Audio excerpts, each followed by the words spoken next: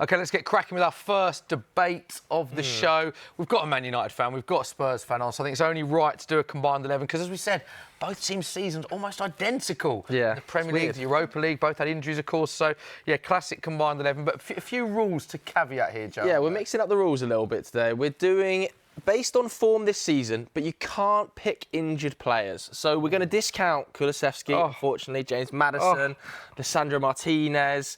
You can't pick anybody who's injured. So this is really based on the team you would select sort of for the final if it was combined. This is the first time we've ever done a combined 11 which doesn't improve the sides at all. Would a combined 11 where you're more sorry for the viewers that you've got to see a combined 11? During this combined 11, where would it finish in the Premier League? 15th? 17th. 17th. Should we start with goalkeepers? And I think what's great about this is because we've got three guests, Joe and I are quite biased. Nieve will be the referee, so you judge the voice any of reason. disagreement based on best arguments. So let's start with the keeper. Yeah. Who you gone for, lads?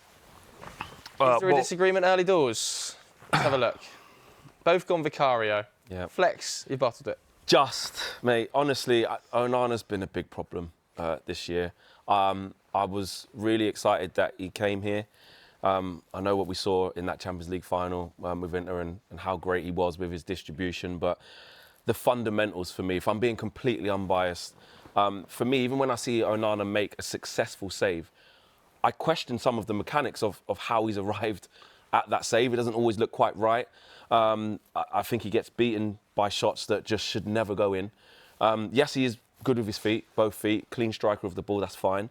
But I just think Vicario, in terms of shot stopping, and he's been a little bit dodgy of late, but I think I would still back him as a shot stopper just to keep the ball out of the net just over and on. I think a big part of the reason why Spurs are in the state that they're in this season domestically is because this guy hasn't been around. There are issues with him, don't get me wrong. Playing out, certainly on his left-hand side, is very vulnerable. But, yeah, his shot stopping is grade A. Stick him up. Get him up then. Yeah. OK, let's go to right back, because there's a bit of disagreement here, but with the same team. So let's reveal who you've gone with. You've both gone with Spurs players. Oh, really? You've gone Porro. You've gone with Spence. Go on, Flav. Well, I think Spence's best position is on the left-hand side, actually, than right, although, you know, he did well as a right-sided fullback for Nottingham Forest, but yeah, Pedro Porro is probably ahead of him. And I do rate Spence, and I don't want to say too much, but I need to make a case of Spence, surely.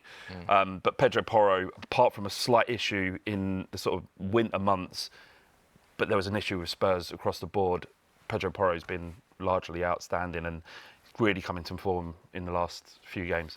9 assists he's got across the Europa League and Premier League, and he's chipped in with 4 goals as well, so he does like getting forward. And there's interesting talks about potentially, I don't think will happen, but have you seen the same reports live that he might be utilised in a central position because of the injury Spurs have in that area? It would be quite Spursy, would you have to play a player completely out of position in the most important game. Can't see it myself, but there have been a few rumours of that. I mean, on his day, he's one of the best fullbacks in the league, so I can't see how he doesn't get into it. Nieve, where would you come down? Are you going Porro here? Natural right back? I think I'd like to go with Porro. Stick him up. Get him up there. Yeah, I'm not mad at that. I do like Spence, and actually, as I was thinking about even trying, I went on an attacking sense in this game. You need something from right back. Yeah. It probably should be him, but I think Spence is really, really good. Any disagreements at centre back? Let's do both of them. Let's do centre back pairing together. They can't be. There is. Well, there is. Really? Yes, absolutely. Who's it? Who's that? Maguire and Van der Ven. Wow, Maguire and Van der Ven and Maguire and Romero. Flex, picture case. Why have you gone for Harry? Listen, Harry Maguire, mate, multifunctional player. Firstly, right? He's going to win his headers. Great finish last night. 100%, mate. He's going to win his headers and take care of what he needs to defensively. And you know what he's also going to do? He's going to go up front. And he's going to be a menace in the box. He's going to sniff the danger and know where to be. But also, I think he's calmer than Romero, if I'm being honest. I think Romero is very aggressive, I understand that, but I think he's got more bozo moments in him. And I just think, actually, to compare and contrast for a more better balanced centre-back pairing, I think if you've got Maguire, who's physically dominant, decent on the ball as well, and you've got Van der Ven sweeping with his electric pace, dominant across the ground, I think this is a better pairing, because Romero's just not for me. Flav? He won a World Cup. I mean, that counts for something. You know, as a Spurs fan, just constantly been told that no matter what we do well, we don't win anything. Harry Kane's useless, doesn't win anything. He's won a World Cup, so he's got to go in on that. I like Maguire. I think he's underrated. I think he's coming to undue criticism. But when these two have played, we have averaged over a 38-game period about 70 points, which would put us second in the league.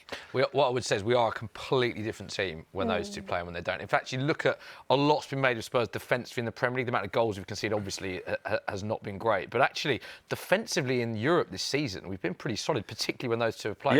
Yeah, and actually the injury to both of them pretty. Well, Man United are invincible in Europe, so what we're talking about probably. Nieve, where do you stand on this debate? I think Romero and Van Ven as a partnership are pretty good, so I think it makes sense just to put them in. Okay. To play together. Just quickly, Euro and De Ligt, they're two that we're sort of unsure about. Do you think either play or not? Euro would have been in for me 100%. Do you think either will be fit for the final though? I think De Ligt might make it. Don't think Euro will. I'm not sure he will. I'm not. Okay. I fingers crossed he does, but I'm not sure. Quite nice that board, isn't it? Okay. Will we get a Man United player at left back? I've actually gone Jed Spence. And you're not happy about this? No, I really like Jed Spence, but I think a lot of people would put him. The debate would be Jed Spence, Porro in the right back position. I think Jed Spence, when he stepped in, has been great, but I think in the left, you think that's his best position. You'd have him over Doggy, the left back. I don't think that's a mad shout, but it's what I'm thinking about for the final, and I appreciate it's a slightly different question to what we're talking about. Yeah. But up against the Mad, defensively, our best fullback. Going forward, maybe less so, but he is good at carrying the ball. But defensively, and he's out of form slightly, so people at home probably be scratching heads as well. But he's played against the Mad this season. He handled him well. I think in that game, I would have Jed Spence at left back. It will be a Doggy, by the way. It will be, but. For me, I'd have liked Spence. I wanted both of these two in this team. When I was really impressed, when you beat us in the Carabao Cup, 4-3. Crazy game that. Crazy game. But Jed Spence was on the side where I was sitting, and he was. That was the first time I'd seen him properly, and I went, he's brilliant. And I just think he's electric. He's aggressive, and I just feel like, but Doggy at left back. I mean, for me, it's a no-brainer. He has to go in at left back. He's brilliant. Nieve. Yeah, I think Udogie for me. Yeah, personally, I'd agree. See, I did take your point about Spence. Let's stick a Doggy up if that's the agreement. But I mean, don't forget, Spence wasn't in Spurs' Europa League squad for the group games. Yeah. That's how much he's improved. He's now brilliant. Been added. Forest, gets his moves. It was kind of technicality that he couldn't get into the team, though. It was basically. But I think that is Tottenham's full strength, strongest back. Yeah, and I mean, this is a combined 11. We haven't seen a Manchester United name out. I don't fully agree with that. It's got to be at least one United player. Go on, then let's go. Well, speaking of United players, there's a nailed-on midfielder surely that you've got. Yeah, Bruno Fernandes. I mean, do we even need to talk about how good has he been, Flex? I don't understand, Joe, because even within the Man United fan base, there's factions of it that are like, no, gives the ball away too much. Yes, gives the ball away too much. They can't be. Arms are up. And then amongst neutrals, but, on the eye, giving it, all of this nonsense. He consistently affects the game. His weight of pass and his technique of pass is outrageous.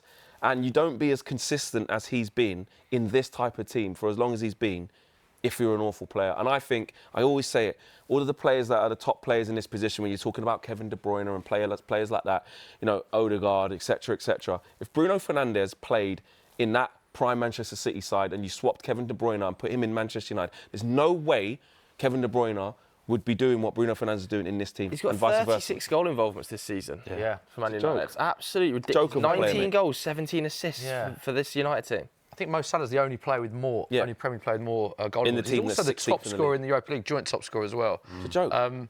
So he's nailed on. Yep. And I think you've both got another United player who's been a big player for them in Europe this season. I mean, Spurs have got a big problem in midfield, as we know. Is that a worry? Because I think exactly the same. Yeah, definite worry, yeah. I mean, we've just been so unlucky in the last 2 weeks to lose Maddison, Kulusevski and maybe Sarr now from yesterday's game. So because if we were changing this to fitness, obviously you can't pick Bergvall here because he's injured. You can't pick Maddison, he's injured. You can't pick Kulusevski, he's injured. Just to clarify for people watching at home, that's why they're not in here. But would any of those have gone in? I'd probably still go with Casemiro. I think with the European experience, and again, you're talking about in this competition, when we talk about our respective teams in this, we have to talk about two versions of them because there's a switch that flicks. This is a Premier League thing. I don't know if there's a switch. I just think the standard of the Europa League has been pretty poor this year, and you can see the advantages that Premier League teams have in Europe. More time on the ball. I genuinely think if Palace win the FA Cup later, they have a really good chance of winning the Europa League next year. That's how poor it is. Well, I don't mean that. I'm just saying that you get a boat. You've got a massive advantage by being. But this guy with the Champions Leagues he's won, with what he's been through, like I've seen him when I've been out watching games away from home, it's like he's the one who's all right in these type of situations. And I just think with a combined 11 where, like you said, you've got so many players out, but even if those types of guys are in, I'd still want Casemiro in a final, one-off game. Is that the positive? 100%. I suppose the positives from a lot of Tottenham fans, a lot of neutrals pointing out that in a combined 11, more Spurs players probably get in than United players, which is what we're seeing now. Is the flip of that they've got players that have won major trophies, and in a game like that, that could be huge for United? Yeah, but I've been kind of having this conversation on a lot of places about this kind of intangibles about it's Man United and it's Spurs, and there's only one way, only one team that's going to win it. And I just think it's nonsense. I saw you and Jamie Carragher have that debate. I genuinely think it's nonsense. Like, it's 90 minutes of football. They're not thinking about the European heritage. But do you think No, it the matters experience of sometimes, Casemiro it playing does 5 matter. European It does finals matter. comes into it? Definitely, Does. his experience of playing in that, but it isn't down to some mystical European heritage that exists over Man United as a football club. No, it's because it's because Man United got more players in there that have seen it and fair. done it before But at a higher level. can I just ask this question? Like, if Spurs and Arsenal were in this final and it was about European heritage, it would be Spurs without question. But that isn't a reality, is it? But then Arsenal are just way Yeah, better. let's put him up. Let's put Casemiro up. Think about Let's keep Arsenal out of the chat. Let's keep Arsenal out of the chat. next. Ahead of Bruno, yeah? It's an interesting man. I Yeah, no. don't Are think you playing it's him? just Yeah. placed. So Initially, I did who's the have- final midfielder? Again, we're mud siblings, right? We're mud brothers. This is what we are. And I've gone with What did you call us? We're mud siblings. Yeah, I mud think it brothers. feels like that, That's what we yeah. are. I've gone with Ugarte, right? But again, I've only really gone for Manuel Ugarte out of what's available and the pairing. So the same principle that we're putting for Christian Romero and Mickey van der Ven because they play with each other. Well, with what we've got, Casemiro and Ugarte have actually been good in Europe, and we haven't lost the game. So on that basis, I'm putting him next to his teammate. And I you're think going Bentancur? Yeah, Bentancur. I think Ugarte's been largely shocking, just compared to the amount of money to bring him in. The fact that PSG, you look at their midfield and you're like, they must have been rubbing their hands together because he gets nowhere near that PSG midfield. Especially how they rebuilt, he doesn't fit that profile. No, fair. To be fair, It's going to be a big game for Bentancur, though, on Wednesday. I think he's it's a massively big game for him. important. yeah. He's our only senior midfielder now, Yeah. and we're going to see how important he was captain the other day. So Yeah. Ugarte's got it in him underrated to player. shut him down. Like, to just the nasty side of the game. Get up. I agree with that. He's a very high-volume tackler, and something that he does excel in is being one of the best ball recoverers in Europe. Bentoncur's fact. happy to get involved as well. He's one of Yeah, big he's got a nasty side. I mean, it's like whatever. I still got left arm, all right. So, It's true. That is out of order. I'll go with Bentancur. OK, let's go Bentancur. We'll go on to right wing, I think, next. This is easy. Yeah. It's Ahmad. What player? How much was he missed as well, Hey, Flex? honestly, he was on for Player of the Season as well, alongside Bruno, if he didn't get injured at the time he had. I'm really happy to see Ahmad doing what he's doing now because, you know, if you don't follow Manchester United that intently, you think, oh, this new kid that they've got. No, he's been here several years, loan spell at Rangers, really come to the forefront, playing over 30 games in the Championship for Sunderland, getting to, you know, the semi-finals or the playoffs, was their Player of the Season. It was fantastic. And even when he got back to Manchester United, Anthony's played over him, Sancho's, all the people, Elanga's played over him. So many people, he just hasn't been given a chance. He's been humble, kept himself to himself, and when he's got his chance, he's been unplayable, and I'm so glad he's back. Yeah. That's why I think Spence should play, because it's the deal with him. That's why. OK, yeah. Striker next. No discussion, mate. OK. We get Dom Solanke, yeah. I mean, What have you made of his first season, Flex? Flav? Sorry, yeah. Flex and Flav. I can let you know, Yeah. I mean, what he does is we're so much better with him in the side. He leads the press. He works so hard, and he has genuine quality about him, and had some really good finishes. So I'm pleased with him. He looks £60 million well spent, in my opinion. Yeah, okay. And Rasmus Højlund, I mean, I thought you had Højlund. the less said, the better. It's not his fault. He's probably taken this step in his career, you know, too early. He's been put under I am a little bit silly concerned pressure. about this Højlund narrative. I know he's been terrible. You can just see him turning up in the final. Can't you? Oh, listen, I really do it. hope so. But when you're looking at, again, Romero and Van der Ven, they'll be licking their lips for an easy evening against him. I hope I'm wrong, but... So All right finally, record again in the Europa League, though, this season. All right record. finally left wing. I've gone Sonny. I've gone Son as well. Oh, you have? You looked really sharp last night. Yeah. Yeah. I mean, it's not for the first time he's come back from a little bit of a layoff and turned some form on. He looked very kind of lethargic and leggy before the injury, but he's had his layoff and looks fresh. So I think only player from the starting 11. I know Ben Davies was there as well, but only player in the starting 11 from the Champions League. You've got to feel for final. him, haven't you? Wow. Here, is it Sonny's time on Wednesday? Of course it is. It's got to be. It cannot be that a player that good doesn't win a trophy. It can. It's as Harry Kane's been. That's the history of the Tottenham. We are terrible for this, aren't we? Like, we've really done Harry Kane over. Yeah. Go on, stick it up. Even Aaron Dyer's enjoying it. Nieve, what's your thoughts on that combined 11 overall? Yeah, it's a combined 11. Where would that team finish in the Premier League? I think it would do pretty well. Yeah? If they were all fit for the whole year. I actually think that's quite a good team. It's not too bad. But only 3 Manchester United players make the Spurs versus Manchester United combined 11 with no injured players allowed to be selected. Let us know what you think of that on socials.